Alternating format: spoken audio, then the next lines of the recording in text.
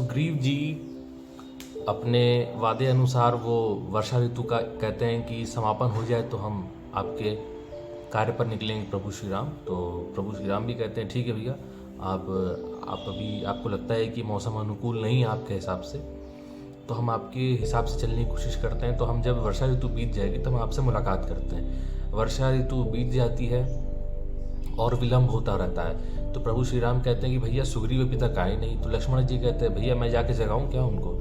तो बाद में पता चलता है कि सुग्रीव जी अपना घोड़ा और गधा बेच करके सो रहे थे और उनको माता सीता के जो खोजने की जो काम था वो उसको उन्हीं को सौंपा गया था और वो काम ही करना छोड़ चुके थे। तब आपको बता दूं, यहाँ पे प्रभु श्री राम जी हैं। ये अगर चाहे ना तो ये अपनी शक्ति से क्या ना करते, ये जाते तुरंत पकड़ के सीता जी को वहाँ से उठा ले आते, मतलब लेकर के चले आते, छुड़ा ले आते। सेंस ये है कहने का। लेकिन क्या हुआ, फिर भी उन्होंने एक स्टेप फॉलो किया कि नहीं जाएंगे, हम पहले उनको बताएंगे। उनको ये सुग्रीव जी से इनको मदद मांगने की जो आवश्यकता है वो क्यों पड़ी। सुग्रीव जी के लिए लड़ाई लड़नी पड़ी। बाली सुग्रीव जी का जो युद्ध हुआ था पता होगा, बाली बहुत शक्तिशाली था, रावण तक को दबा के रखा था। लेकिन फिर भी हमारा जो शास्त्र है वो क्या कहता है, गलत काम कभी नहीं करना है। तो बाली क्या था, गलत काम करता था, गलत काम किया था। धोखे से सुग्रीव की पत्नी को और उसके राज्य को हथियाने का काम किया था कि नहीं किया था। तो सारी चीज़ों को हम जब नोटिस करते हैं ना तो हम एक एग्जैक्ट पाथवे मिलता है जो हमें बताता है कि कहाँ से चलना है, कहाँ से नहीं चलना है, क्या सही रास्ता है। तो जब सुग्रीव मान नहीं रहा होता है और वो घोड़े और गधे बेच करके जब अपने महल में सो रहा होता है तो लक्ष्मण जी पहुँचते हैं। वो भी भगवान है, वो भी चाहे तो पकड़ पूरा हिला दे, लेकिन नहीं, जब वो गरजते हैं वहाँ पे खड़े होकर के पूरा का पूरा महल हिल जाता है। अंदर बैठे सारे सिपाही और जितने भी सेवक सेविकाएं उनके वो सब डर जाते हैं, अरे प्रभु ये क्या हो गया। तो वो लोग बहुत भागा दौड़ी में जाकर के उनको जगाने की कोशिश करते हैं। लेकिन वैसे भी उनका जो सिंहासन या जो कह लो कि उनका जो बिस्तर था वो भी हिल चुका था। उनको भी घबराहट हो गई, अरे ये कैसा भूकंप आ गया, अरे ये समय क्या हो गया। लेकिन क्या होता है, फिर भी वो कहते हैं कि अच्छा ठीक है, कोई भूकंप ही आया होगा, छोटा मोटा, आराम करते हैं। तब भी उनको इस बात का आभास नहीं हो पाता। लेकिन लक्ष्मण जी अपनी सीमा में रहते हैं। वो है, याद होगा ना आपको, जब परशुराम जी का जो धनुष था वो तोड़ा गया था तो राम जी तभी अपने स्वभाव के प्रति अनुकूल थे कि हाँ भाई हाँ, आराम से बात करते हैं, सब कुछ सेटल करते हैं, हैंडल करते हैं। लेकिन वो है तो भगवान, वो परशुराम जी से भी मतलब आप समझ जाओ कि आगे बढ़ कर के उनसे भी बड़े होंगे। नारायण जी हैं वही तो परशुराम जी हैं, लेकिन फिर भी उन्होंने अपना धैर्य का परिचय दिया। इसी तरह आपको भी अपने जीवन में ये सब चीज़ों को, लर्निंग्स को अप्लाई करनी होंगी। तो जब सुग्रीव जब नहीं मानता है कि उसको ये सीता माता को खोजने का जो काम दिया गया, जब वो काम नहीं करना होता है, उसको आराम फरमा रहा होता है। लक्ष्मण जी को बोला जाता है कि छोटे भाई लक्ष्मण, राम जी बोलते हैं जाओ जल्दी से ये सुग्रीव का पता करो कि कर क्या रहा है।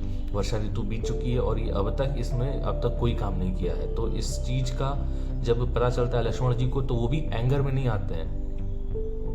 अंदर से एक क्रोध रहता है कि मतलब जल्दी काम क्यों नहीं हो रहा है यहाँ पे, अब तो जितना समय हमसे मांगा गया था वर्षा तक का उतना होना चाहिए।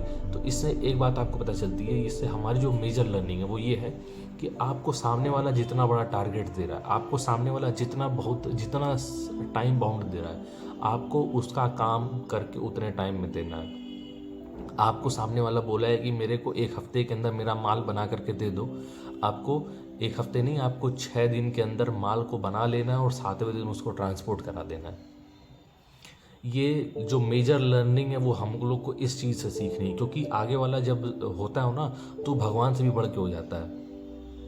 आपके सामने वाला जो बिजनेसमैन है या जो आपका कस्टमर है वो भगवान से बढ़ के हो जाएगा। क्यों हो जाएगा, शक्तियाँ उसके पास अपार हैं। क्यों, कैसे शक्तियाँ अपार हैं, अब धीरे धीरे इन सब चीज़ों को हम समझते हैं। थोड़े से इनसे हट के दो कदम पीछे आकर के सपोज करिए कि आपको जो डेडलाइन या जो आपको काम दिया गया था आपने वो काम नहीं किया, तो इसका क्या इम्पैक्ट पड़ेगा सामने वाले पे। वो कहेगा कि कितना लूज इंसान है ये, कितना डिफ़ॉल्ट इंसान है, डिफ़ॉल्टर है ये, फ्रॉड है। वो क्या करेगा, पहला केस क्या हो सकता है, वो आपको जो ऑर्डर दिया है वो तो या कैंसिल कर दे, जो कि बहुत ही ब्लंडर हो जाएगा। दूसरा क्या होगा, या तो फिर आगे से वो आपसे बात ही ना करे। तीसरा, आपको जो फ्यूचर में ऑर्डर्स मिलने वाले थे, जो उसके रेफरेंसेस से ऑर्डर आने वाले थे। सपोज़ करिए आपने मुझे ये बॉटल बनाने का ऑर्डर दिया, अब मुझे बॉटल अच्छे लग गए, मैंने कहा भैया कि बॉटल तो आपके बहुत अच्छे अच्छे बना रहे हैं आप, तो आप ऐसा करो, मेरे ये भैया इनका ना कटोरियों की, इनकी प्लास्टिक की कटोरियों का सप्लाई कर देंगे, आप इनके लिए प्लास्टिक कटोरियाँ बनाओ। तो आप जब बॉटल बना रहे हो तो कटोरियाँ बनाने में क्या हर्ज है। तो यानी आपको जो रेफरेंसेस से जो अर्निंग आने वाली थी ना, वो भी कट गया। तो ये बहुत सारी जो बहुत ही मेजर चीज़ें हैं ना, ये हम लोग समझ नहीं पाते हैं और इन सब चीज़ों को हम लोग नज़रअंदाज करते चलते हैं। तो सबसे जो बड़ी चीज़ है वो यही है कि आपको जो डेडलाइन दी गई हो, आपको जो समय जो दिया गया हो, उसको आपको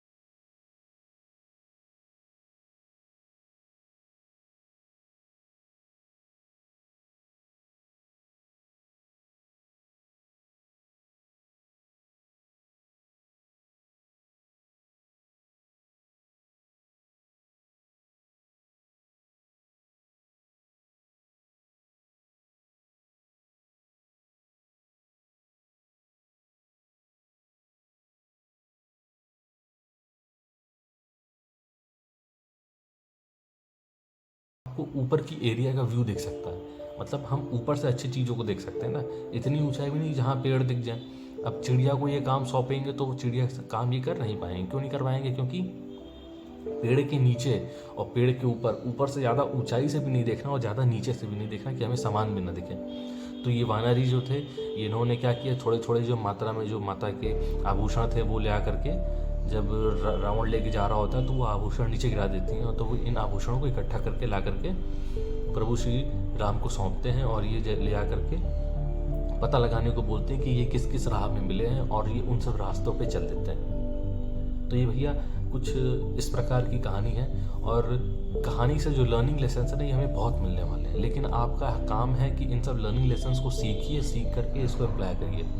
आने वाले दिनों में जल्दी हमारा छोटा सा सेमिनार होने वाला है, आपको इन्फॉर्म कर दिया जाएगा इन सब चीज़ों के ऊपर। आपको जो छोटी छोटी लर्निंग्स है ना, ये हमारे कृष्ण जी हैं, ये हमारे राम जी हैं, ये इनसे सीखने की ज़रूरत है। आने वाले टाइम में मैं ऐसे बहुत ढेर सारी केस स्टडीज़ बनाऊंगा जिसमें आपको रियल बिजनेस इंसिडेंट्स के बारे में पता चलेगा कि आखिर ये हो क्या रहा है बिजनेस में, आखिर यहाँ मार्केट में चल क्या रहा है। जहाँ जहाँ जितनी सारी चीज़ें निकल के आएंगी उतना ज़्यादा हमारा दिमाग खुलेगा। एक छोटी सी चीज़ से एक कैसे हम काम को आगे बढ़ा सकते हैं। आप देख सकते हो कितने ढेर सारे स्टार्टअप्स खुल रहे हैं, उसमें फंडिंग इतनी ज़्यादा हो जा रही है, कैश बर्न आउट हो रहा है। क्यों हो रहा है? ये सब भैया मार्केट बिल्कुल ख़राब कर दिया है इन्होंने। ये कैश बर्न आउट करा रहे हैं। जोमेटो हो गया, स्विगी हो गया, उबर ईट्स हो गया, ओला ईट्स हो गया, ये सब क्या कर रहे हैं? ये केवल कैश बर्न आउट कर रहे हैं। एक नया सिस्टम निकल गया है, cash burn out. Cash burn out किसका कर रहे हो भैया? जो बड़े बड़े इन्वेस्टर्स हैं, उनका पैसा लगा हुआ है कंपनी में, ये क्या करते हैं? उनके पैसे को जलाते हैं। सिंपल भाषा में कहे तो जलाते हैं। अब भैया एक डिलीवरी का जो कॉस्ट हमारा 60 से 70 रुपये होना होता है, ये इसको 30 से 40 रुपये में करते हैं। और फिर तो और सब पैसा निकाल करके हमको जो डिलीवरी बॉय है उसको भी देना पड़ता है। अब हम पैसा उसको भी दे रहे हैं और 30-40 रुपये हमारा पैसा जल भी रहा है, मतलब पेट्रोल में गल भी रहा है। तो पैसा कहाँ से आ रहा है? वो पैसा इन लोगों का ही है, जो बड़े बड़े इन्वेस्टर्स हैं, इनके पैसे को जलाया जा रहा है सिंपल भाषा में। और आने वाले टाइम में लोग अपनी अपनी कंपनीज को आगे बढ़ाने के लिए यही सब करेंगे। भैया आप खुद सोचो कि आपके पास अगर पैसा नहीं है और आप मार्केट में बिजनेस करना चाहते हो तो वो कैसे संभव? वो हम बताएंगे आपको। छोटे छोटे स्टेप्स लेने होंगे आपको। आप बहुत बड़े बड़े बिजनेस के एग्जांपल्स लेकर अगर चलना शुरू करोगे तो नहीं चल पाओगे। आप अपने कदम को एक कदम से आगे बढ़ाओ। आप अपने पहले लोकल एरिया को फोकस करो। आपके जो एरिया के हैं, जो लोग हैं, पहले वो आपको जानेंगे, पहले वो आपको पहचानेंगे, पहले आपको बिजनेस भी आपको वही देंगे। आप सोचोगे कि आज मैंने कंपनी खोली है और आज खोलते ही मैं सोचूं कि आज उसका ब्रांड प्रमोशन कराना शुरू कर दूँ, उसके ढेर सारे एडवर्टीजमेंट कराना शुरू कर दूँ। ये सबसे ब्लेंडर एग्जांपल्स हैं। ये जो ज़ेप्टो है, डेंजो है, ये क्या नाम है कि आपके जितने ढेर सारे जो अपकमिंग ब्रांड्स हैं, जो ब्लैंकेट है, आपका बिग बास्केट है, ये जितनी सारी चीज़ें हैं, ये सब केवल कैश बर्न आउट कर रहा है। ये इनका बिजनेस प्रॉफिटेबल ही नहीं है। इनकी सारी जो चीज़ है ना, वो सिर्फ और सिर्फ इन्वेस्टर्स पर लटकी हुई हैं। जिस दिन देखो इन्वेस्टर्स का पैसा बंद होगा ना, उस दिन इनकी कंपनी धड़ाशायी हो जाएगी। 1 रुपया भी इनका नहीं है। वो 1 रुपया क्या, ये अपने घर से पैसा लगा रहे हैं। और घर से पैसा कोई क्यों लगाएगा? ये जितनी बड़ी बड़ी कंपनीज हैं, ये चाहती हैं कि हमारे पैसे से दूसरी कंपनी चल जाए, हमारे पैसे से दूसरी छोटी कंपनियां चल जाएं। तो मैं एज अ बिज़नेस कोच आपको, अंकित गुप्ता, ये बताऊंगा कि आपको और कैसे कैसे मार्केट में आपको क्या टेक्निक लगा सकते हो जिससे आप आगे बढ़ सकते हो। मेरी खुद की एडवर्टीजमेंट एजेंसी, जिसमें मैं लोगों को अपलिफ्ट कराता हूँ, उनकी रैंकिंग बढ़ाता हूँ, उनको डिजिटल मार्केटिंग के थ्रू एक बढ़िया पुश देता हूँ जिससे वो अपने सेल्स इंक्रीज कर सके। और भैया एक बात बता दूँ, दुनिया में केवल सेल्स का ही कमाल है। जिस दिन आपने सेल्स करना सीख लिया, आप समझ जाओ उस दिन आप अपने बिजनेस के राजा हो। जिस दिन जैसे जैसे समय पे आप अपना काम करते चले जाओगे, आपकी सेल्स बढ़ गई, आप समझ जाओ आपका सारा काम खत्म। आपको जितनी मार्जिन बढ़ानी होती है आप सेल्स पे रखोगे, आपको जितना प्रॉफिट कमाना होता है आप सेल्स पे ही कमाओगे। सेल्स बढ़ा तो प्रॉफिट बढ़ा, सेल्स घटा तो प्रॉफिट घटा। कभी कभी तो सेल्स घट जाता है तो प्रॉफिट, इनकम सब घट जाती है, रिवेन्यू तक घट जाता है।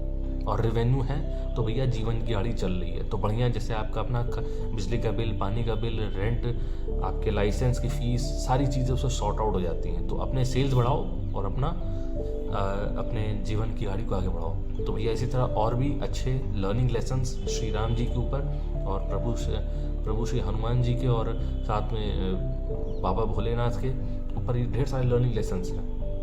उनसे हम क्या क्या सीख सकते हैं, उनसे हम क्या क्या चीज़ों को निचोड़ सकते हैं, सिर्फ और सिर्फ ओनली वन ऑन यूट्यूब, जो आपको इन सब चीज़ों से आपको लेसन से सीख करके निकाल के निचोड़ कर दे रहा है। तो भैया फॉलो कर लो, नीचे मतलब सब्सक्राइब का बटन सब्सक्राइब कर लो। अपनी कोई भी क्वेरी हो नीचे बताओ, उसका समाधान अगले वीडियो में बिल्कुल बताऊँगा। और अभी तो भैया कोई नहीं देख रहा है ना, फटाफट अपने क्वेरीज पूछ लो जल्दी जल्दी। जिस दिन भीड़ लग जाएगी ना भाई साहब, समय नहीं मिलेगा देते, याद रख लेना। मिलते हैं नेक्स्ट वीडियो में, तब तक के लिए बाय बाय।